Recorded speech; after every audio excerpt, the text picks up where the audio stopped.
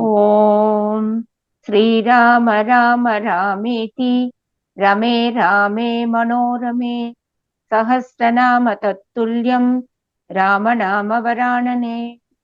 ॐ आपदामपहर्तारं दातारं सर्वसम्पदां लोकाभिरामं श्रीरामं भूयो भूयो नमाम्यहम्। Namaskar. Namaskar. Today we read chapter 5 of the Sundarkandam, which has 27 verses. Even though seeing ogres and ogresses of various grades and orders while the moon was ascending the heavens, Hanuman gives way to anxiety on his not being able to find Sita. आज हम सुंदरकांड के पंचम सर्ग का पठन पाठन और श्रवण करेंगे। इसमें 27 श्लोक हैं।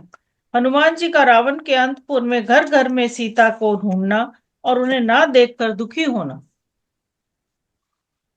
ततः स मध्यं गतम् अंशुमन्तं ज्योत्स्ना विधानं मुहुः उद्वमन्तं ददर्श धीमान् भुवि भानुमन्तं गोष्ठे वृषं मत्तमिव भ्रमन्तम्। तत्पश्चात बुद्धिमान हनुमान जी ने देखा कि जिस प्रकार गौशाला के भीतर गौओं के झुंड में मतवाला सांड विचरता है, उसी प्रकार पृथ्वी के ऊपर बारंबार अपनी चांदनी की चांदोवा चांदते हुए चंद्रदेव आकाश के मध्य भाग में तारिकाओं के बीच विचरण कर रहे हैं। Thereupon the wise Hanuman beheld the moon arrived at the meridian and repeatedly spreading out the canopy of its light over the earth like the sun and resembling a bull in rut ranging in a cow pen. लोकस्य पापानि विनाशयन्तं महोदधिं च अपि समेदयन्तं भूतानि सर्वाणि विराजयन्तं ददर्श सीतांशुम् अथाभियान्तम्। वे शीत रश्मि चंद्रमा जगत के पाप ताप का नाश कर रहे हैं, महासागर में ज्वार उठा रहे हैं, समस्त प्राणियों को नई दीप्ति एवं प्रकाश दे रहे हैं और आकाश में क्रमश ऊपर की ओर उठ रहे हैं। He forthwith saw the moon dispelling the sins and the resultant afflictions of the world by shedding light everywhere and thereby minimizing the chances of sins being committed by the people. Nay, swelling by drawing up of tides in the ocean and giving light to all created beings while advancing in the heavens. या भाति लक्ष्मीर्भुवि मन्दरस्था यथा प्रदोषेषु च सागरस्था तथैव तोयेषु च पुष्करस्था रराजसा चारु निशाकरस्था। भूतल पर मंदराचल में संध्या के समय, महासागर में और जल के भीतर कमलों में जो लक्ष्मी जिस प्रकार सुशोभित होती है, वह ही उसी प्रकार मनोहर चंद्रमा में शोभा पा रही थी। The same splendor which is visible on Mount Mandara on earth, which plays during evenings on the sea, and which rests on a lotus in the waters, shone forth in the delightful moon. हंसो यथा राजत पंचरस्तः सिंहो यथा मंदर कंदरस्तः वीरो यथा गर्वित कुंजरस्तः चंद्रोपि बभ्राज ततांबरस्तः।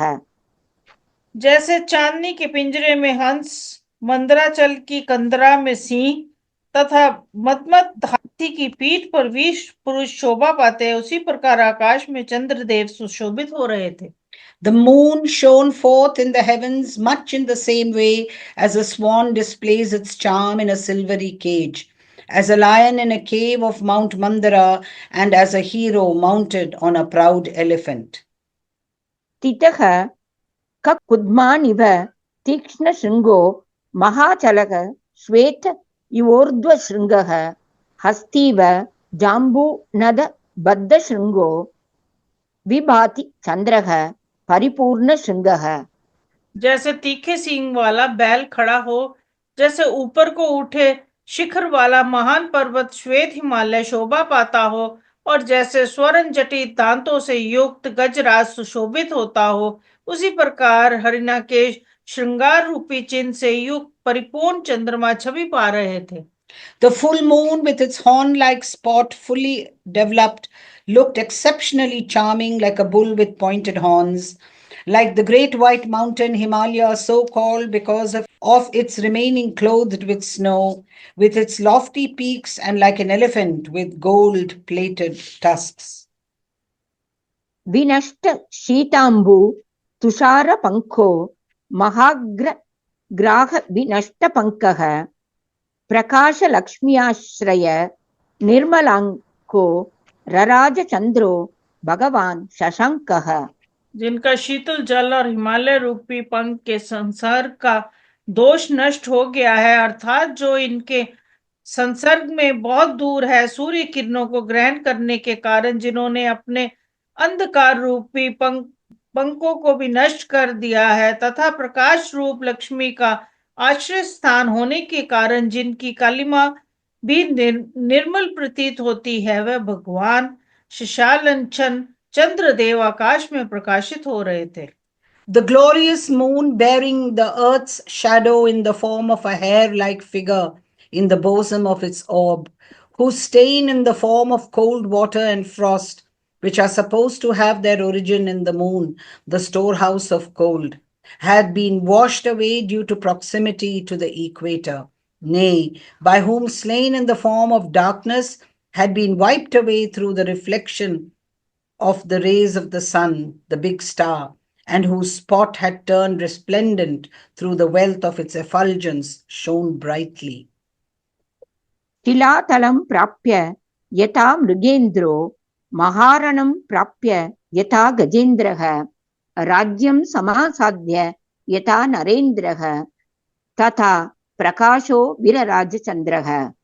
जैसे गुफा के बाहर शिलातल पर बैठे हुए मृगराज सिंह शोभा पाता है, जैसे विशाल वन में पहुंचकर गजराज सुशोभित होता है, तथा जैसे राज्य पाकर राजा अधिक शोभा से संपन्न हो जाता है, उसी प्रकार निर्मल प्रकाश से युक्त होकर चंद्रदेव सुशोभित हो रहे थे।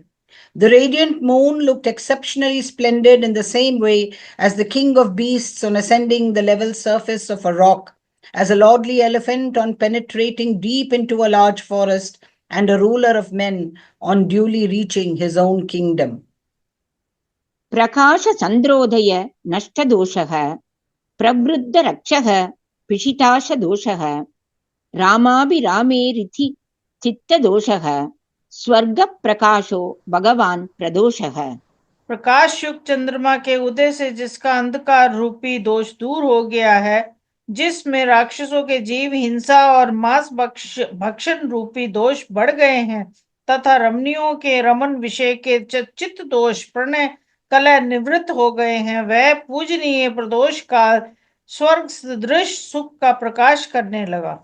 The glorious evening, the evil attaching to which in the form of darkness, which gives an incentive to the commission of dark deeds, has been dispelled by the appearance of the bright moon, nay, whose other blot in the form of flesh eating by ogres has been intensified, and in which the bitterness of mind caused by unrequited love of young women and their lovers is wiped away, scattered bliss. तंत्री स्वराः कर्णसुखाः प्रवृत्ताः स्वपन्ति नार्यः पतिभिः सुवृत्ताः नक्तं चराश्चापि तथा प्रवृत्ता विहर्तुम् अति अद्भुत रौद्रवृत्ताः। वीणा के श्रवण सुखद शब्द झंकृत हो रहे थे, सदाचारिणी स्त्रियां पतियों के साथ सो रही थीं, तथा अत्यंत अद्भुत और भयंकर शील स्वभाव वाले निशाचर निशीत काल में विहार कर रहे थे। The strains of the lute delighted to the ear have started. Women of good moral character are sleeping with their husbands. Nay, rangers of the night too, of very strange and violent behavior, have likewise started disporting themselves. मत्त प्रमत्तानि समाकुलानि रताश्व भद्रासन संकुलानि वीरश्रिया चापि समाकुलानि ददर्श धीमान सकपिहि कुलानि। बुद्धिमान वानर हनुमान ने वहां बहुत से घर देखे जिनमें ऐश्वर्य मद से मत निशाचर निवास करते थे, किन्हीं में मदिरा पान से मतवाले राक्षस भरे हुए थे। कितने ही घर, रथ, घोड़े आदि वाहनों और भद्रसनों से संपन्न थे तथा कितने ही वीर लक्ष्मी से व्याप्त दिखाई देते थे। वे सभी ग्रह एक दूसरे से मिले हुए थे। The sagacious Hanuman beheld their mansions of arrogant and intoxicated ogres connected together, nay, crowded with chariots, horses, and seats of gold, and also full of fortune enjoyed by heroes.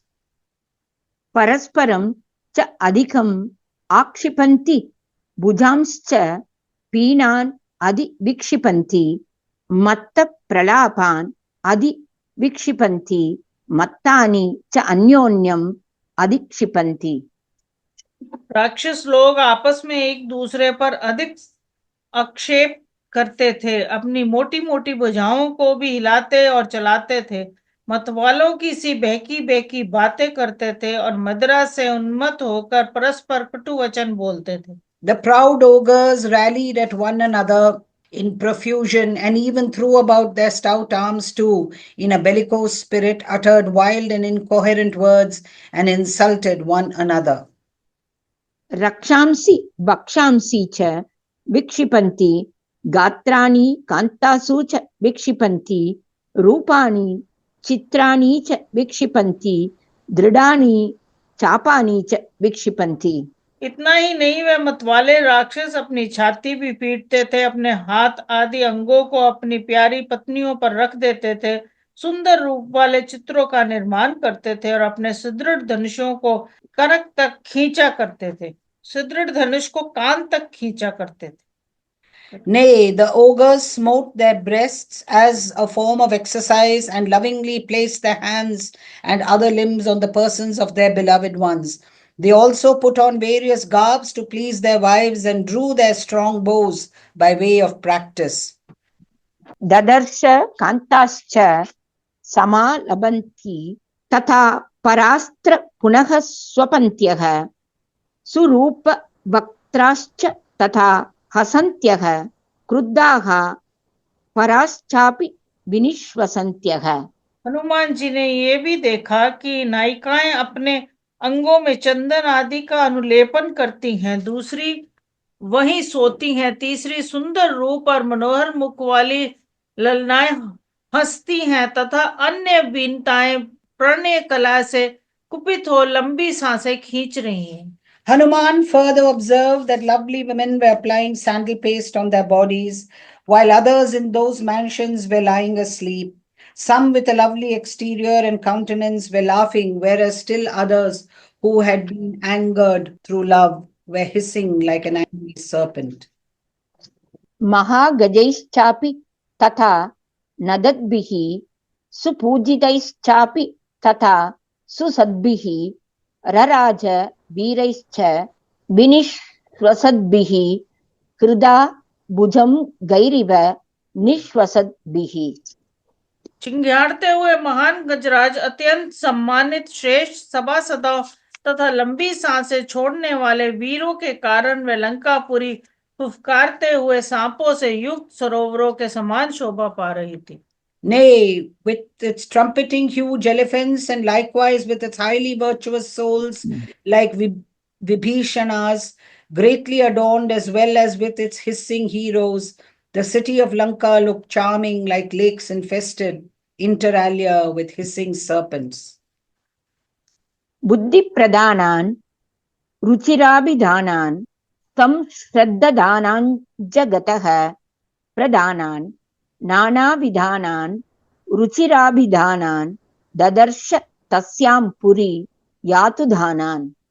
Hanuman ji ने उस पुरी में बहुत से उत्कृष्ट बुद्धि वाले, सुंदर बोलने वाले, सम्यक श्रद्धा रखने वाले, अनेक प्रकार के रूप रंग वाले और मनोहर नाम धारण करने वाले विश्व विख्यात राक्षस देखे।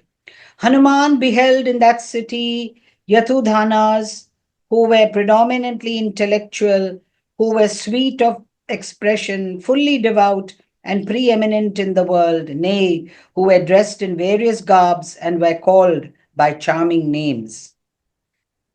ननन्द दृष्ट्वा स च तान् सुरूपान् नानागुणान् आत्म गुणानुरूपान् विद्योतमानान् स च तान् सुरूपान् ददर्श कांसित च पुनर्विरूपान्। वे सुंदर रूप वाले, नाना प्रकार के गुणों से संपन्न, अपने गुणों के अनुरूप व्यवहार करने वाले और तेजस्वी थे। उन्हें देखकर हनुमान जी बड़े प्रसन्न हुए। उन्होंने बहुतेरे राक्षसों को सुंदर रूप से संपन्न देखा और कोई उन्हें बड़े कुरूप दिखाई दिए। He rejoiced to see the latter, who were comely of form and endowed with many virtues, and who behaved in consonance with their virtues. Nay, he found those who were comely of form, even though some were misshapen, shining brightly. ततो वरार्हाः सुविशुद्धभावाः तेषां त्रियस्तत्र महानुभावाः प्रियेषु पानेषु च सक्तभावा ददर्श तारा इव सुस्वभावाः। तदंतर वहां उन्होंने सुंदर वस्त्राभूषण धारण करने के योग्य सुंदरी राक्षस रमणियों को देखा, जिनका भाव अत्यंत विशुद्ध था। वह बड़ी प्रभावशालिनी थी।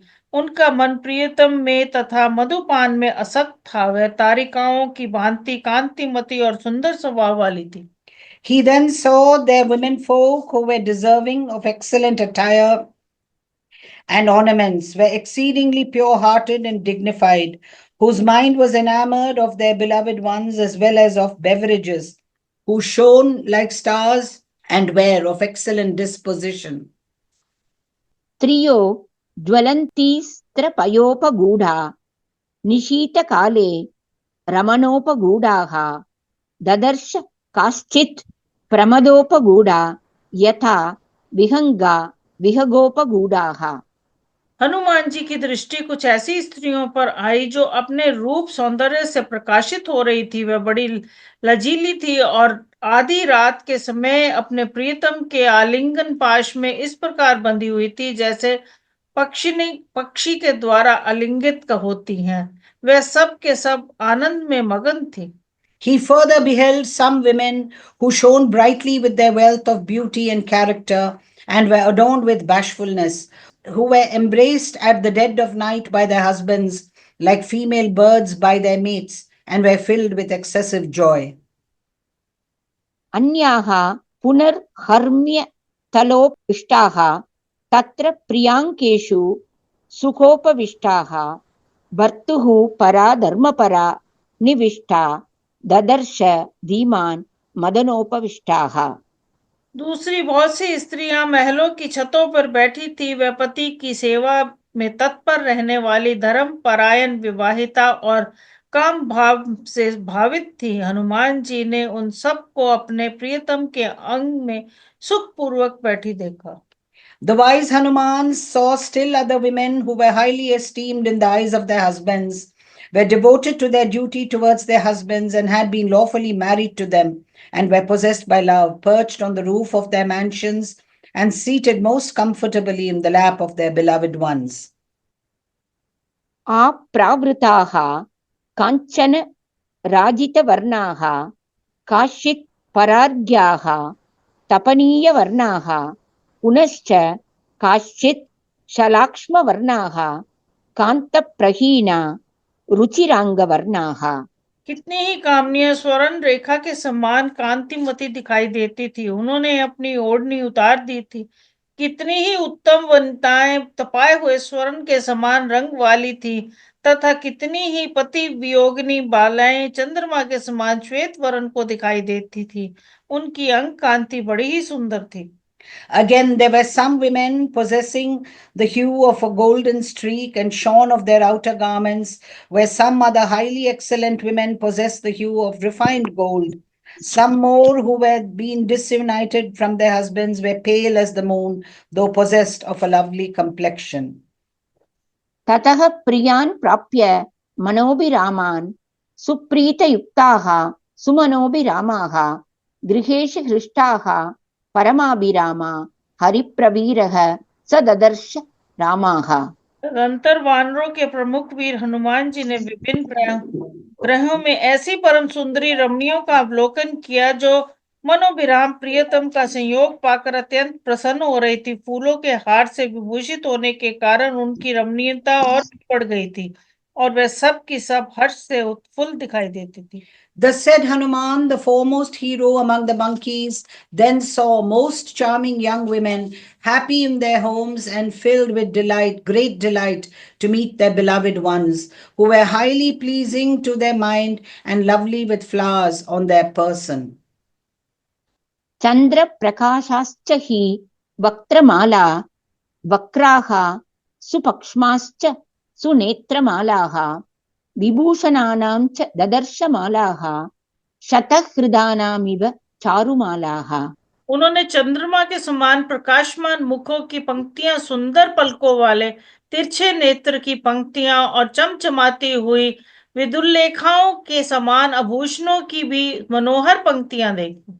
He also observed rows of faces shining as the moon, nay, rows of shapely oblique eyes with beautiful lashes, and even so, rows of ornaments resembling charming flashes of lightning. न त्वेव सीतां परमाभिजातां पति स्थिते राजकुले प्रजातां लतां प्रफुल्लामिव साधुजातां ददर्श तन्वीं मनसाभिजाताम्। किंतु जो परमात्मा के मानसिक संकल्प में धर्म मार्ग पर स्थिर रहने वाले राजकुल में प्रकट हुई थी, जिनका प्रादुर्भाव परम ऐश्वर्य की प्राप्ति करने वाला है, जो परम सुंदर रूप में उत्पन्न हुई प्रफुल्ल लता के समान शोभा पाती थी, उन कुशांगिनी सीता को उन्होंने वहां कहीं नहीं देखा था।